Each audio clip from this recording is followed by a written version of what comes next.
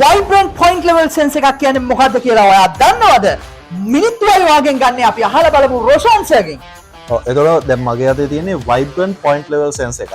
මේකේ වෙන ඔපරේෂන් එක ගත්තොත් මෙතන පේනවා සරසුලක් වගේ නේ තියෙන්නේ. ඒ කියන්නේ ෆෝක් එක මේක අපි පවර් දුන්නායින් පස්සේ මේක ভাইබ්‍රේට් වෙනවා. ඒක අපි අතින් ඇල්ලුවොත් මොකද වෙන්නේ? ඒ ভাইබ්‍රේෂන් එක නතර වෙනවා. ඒ ভাইබ්‍රේෂන් එක නතර වෙන එක මේක ඇතුලේ තියෙන සර්කිට් එකෙන් ඩිටෙක්ට් කරගෙන අපි PLC එකට සිග්නල් එකක් යවනවා. ඒතර අපි මේක මොනවටද පාවිච්චි කරන්නේ? මේක අපිට පාවිච්චි කරන්න පුළුවන් මොන හරි පවුඩර් ලෙවල් එකක් ෆිල් වුණාද කියලා ඩිටෙක්ට් කරගන්න. ලෙවල් එකක් ඩිටෙක්ට් කරගන්න. හරි. ඔව්. පාන් පිටි හරි මොනවා හරි දෙයක්. ඊට පස්සේ ධාන්‍ය වර්ගයක්, හාල්, මූං යට පරිප්පු ඕනම දෙයක් ඒ අදාළ ලෙවල් එකට පිරුණාද කියලා ඩිටෙක්ට් කරගන්න අපිට මේක පාවිච්චි කරන්න පුළුවන්. ඒතර මෙතන අපි සිම්පල් පොඩි ඩෙමොන්ස්ට්‍රේෂන් එකක් හදලා තියෙනවා.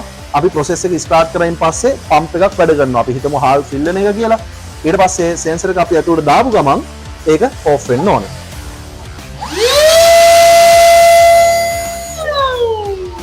හරියට මිනිත්තුවයි වාගෙන් ගත්තේ.